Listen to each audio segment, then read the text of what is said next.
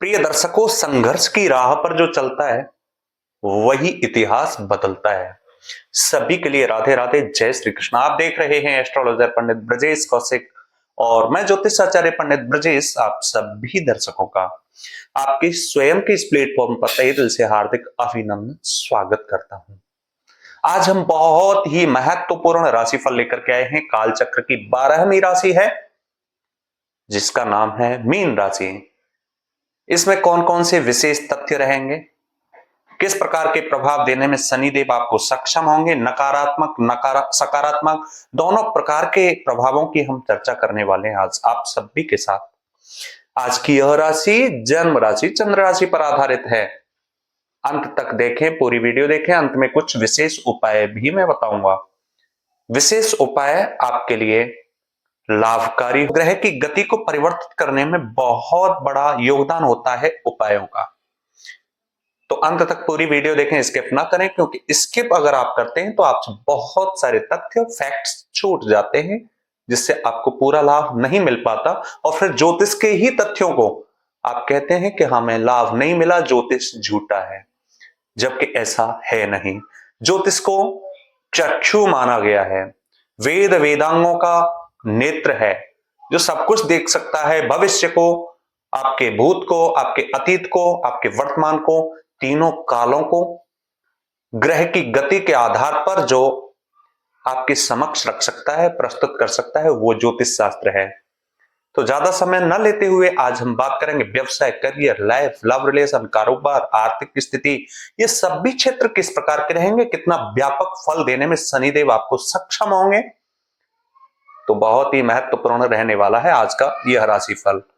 मुझे नहीं पता आपकी जन्म कुंडली में किस प्रकार की गोचर, गति, गणना, विंशोत्तरी दशा, महादशा, प्रत्यंतर दशाएं हैं, लेकिन आज की यह राशि सभी दर्शकों के लिए, जो भी मीन राशि के जातक हैं, 15 नवंबर से मार्च तक शनिदेव किस प्रकार का फल देने में सक्षम होंगे, नेगेटिव पॉजिटिव दोनों पहलुओं पर 70 to 80% सभी दर्शकों के लिए, जो भी मीन राशि के जातक हैं, उनके लिए यह राशि वास्तविक होगी। तो मैं शुरू करता हूं। शनिदेव की आप दृष्टि देख रहे हैं। शनिदेव आपके 12th हाउस में स्थित हैं। आपके 12th हाउस में स्थित होने के कारण शनिदेव ने आपके जो वक्र गति में रहे हैं, वक्र गति मीन्स चाल पूरी ना रहना, गति में ना रहना, स्वयं की गति में जब कोई भी ग्रह नहीं रहता है तो वह पूरा प्रभाव नहीं दे पाता है। तो शनिदेव गति में न रहने के कारण आपके ऊपर अनावश्यक दबाव रहना, फिजूल के खर्चे होना, आप जाना चाहते थे कहीं लेकिन कहीं पहुंच जाना, लक्ष्य पर टिके ना रहना, लक्ष्य केंद्रित ना होना, अपने कार्यों में सफलता ना मिलना और पारिवारिक संबंधों में कलह, क्लेश, झगड़े, फसाद, मुकदमा, कोर्ट कचहरी के चक्कर काटना, इस तरीके की स्थिति आपको देखने के लिए मिली होगी। और यही 11th हाउस पर भी दृष्टि थी। आमदनी के जो सोर्सेस थे आपके, जो आय के स्रोत थे, चाहे वो जॉब हो चाहे व्यवसाय हो, या तो उसमें रुकावट पैदा हुई होगी या फिर उसमें आपके कहीं ना कहीं काम धीमा हो गया होगा। आपकी स्थिति जन्य जो देखी जा रही है वो स्थिति पॉजिटिव नहीं है आय के क्षेत्र में भी। लेकिन अब मार्गी गति में 15 नवंबर से हो गए हैं, तो किस प्रकार का फल देने में आपको सक्षम होंगे। प्रिय दर्शकों, सबसे पहले आप एमएनसी से जुड़े हुए हैं, यानी मल्टीनेशनल कंपनीज से जुड़े हुए हैं। विदेशी व्यापारिक जितने भी उद्योग हैं, जितने भी कारोबार हैं, वहां से आपको पूर्णतः लाभ होने के संकेत हैं। इसी के साथ आप विदेशी यात्राओं में भी, हवाई यात्राओं में या फिर इंपोर्ट एक्सपर्ट का कई कार्य करते हैं, वहां भी आपको लाभ होने का संकेत है। और यात्रा भी आपकी जो होगी वह सुखद होगी, शुभ होगी। इसी के साथ प्रिय दर्शकों, अगर देखा जाए तो सेकंड हाउस पर दृष्टि होने के कारण आपका धन का क्षेत्र व्यापक होगा, यानी जहां धन रुका हुआ है या फिर धन का क्षेत्र स्तब्ध हो गया है, रुकावट आ गई है, धन डूब गया है, ईएमआई में आप कर्जे में डूब चुके हैं, ये स्थितियां देखी जाएंगी कि पॉजिटिव रहेंगी। धन का क्षेत्र आपका व्यापक होगा, आमदनी होगी, फाइनेंशियल ग्रोथ में आप देखे जाएंगे। 15 नवंबर से लेकर के मार्च तक की स्थिति यह दर्शा रही है शनिदेव की।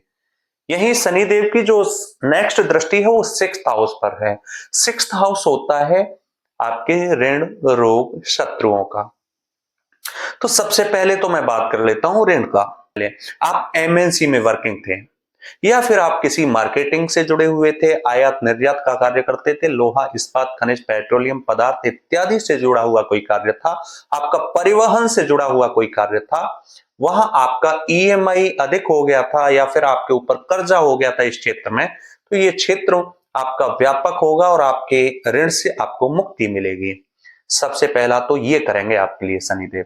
दूसरा, रोग आपको देखने के लिए मिल रहा होगा कि अस्थि सुस्थिरता, जैसे इंग्लिश में बोलते हैं ऑस्टियोपोरोसिस, तो ऑस्टियोपोरोसिस जैसी प्रॉब्लम्स आपको देखने के लिए मिली होगी। कैल्शियम की कमी होना हो जाना, दांतों में या आपके सिर में दर्द रहना, आंखों से रिलेटेड प्रॉब्लम्स आपको क्रिएट होना, गले से संबंधित प्रॉब्लम्स क्रिएट होना, ये बहुत सारी ऐसी परेशानी थी जिन्होंने आपको चारों तरफ से ग्रसित कर रखा था, घेर रखा था।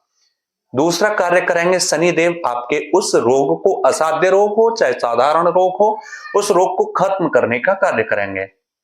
तीसरा होगा शत्रु। शत्रुओं ने चारों तरफ से छल कपट क्षुद्र भावनाओं से आपको घेरने का, आपको आपके ऊपर साजिश रचने का, आर्थिक स्थिति से, सामाजिक तौर से और मानसिक तौर से हर तरह से शत्रुओं ने साजिश रची कि इसको बिल्कुल मिट्टी में मिला दिया जाए। वे शत्रुओं के जितने भी साजिश रचने के कार्य हैं, उनके जितने भी रास्ते हैं, उनको सबसे पहले शनिदेव बंद करेंगे 6th हाउस पर दृष्टि होने के कारण।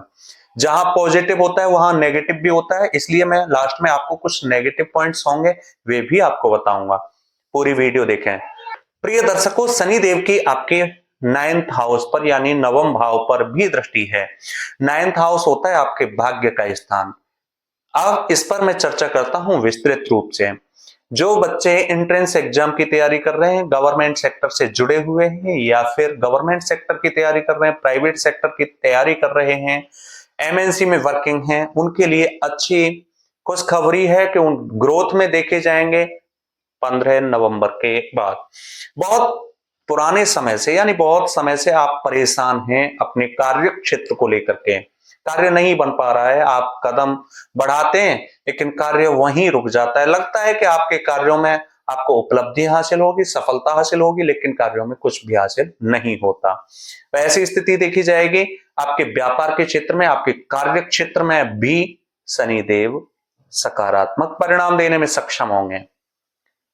शनि की भले ही 7.5 चल रही है, फर्स्ट चरण है, 2025 में सेकंड चरण स्टार्ट हो जाएगा। यही शनि की 7.5 चल रही है, लेकिन ये सभी पॉजिटिव रिजल्ट्स आपको मिलेंगे ही मिलेंगे, निश्चित तौर से मिलेंगे। मैं पूर्ण सकारात्मक सोच के साथ और पूरे विश्वास के साथ, जितना मैंने 20 साल का अनुभव है, जो भी मैंने आज तक अध्ययन किया है, उन सभी रिसर्च के आधार पर इन सभी रिजल्ट्स को पाने में आप सक्षम होंगे।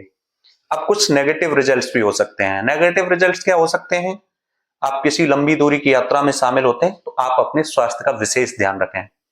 आप कोई भी ऐसे शब्द अपने मुख से ना बोलें जो कि दूसरे को कड़वे लगे और वहां कलेश या कलह का रीजन कारण बन सके।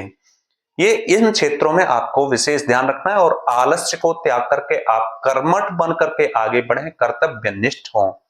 ऐसा करने से आपके अच्छे ही परिणाम आपको हासिल होंगे। अब मैं बात करता हूं कौन कौन से उपाय आपको फॉलो करने चाहिए प्रतिदिन। प्रिय दर्शकों, आपको शनि का बीज मंत्र ओम प्राम प्रीम प्रौम सह शनये नमः, इसके साथ साथ हनुमान चालीसा का पाठ उगते हुए सूर्य नारायण को अर्घ्य, और प्रतिदिन काले कुत्ते को कुछ खाद्य पदार्थ अवश्य खिलाएं मॉर्निंग टाइम में।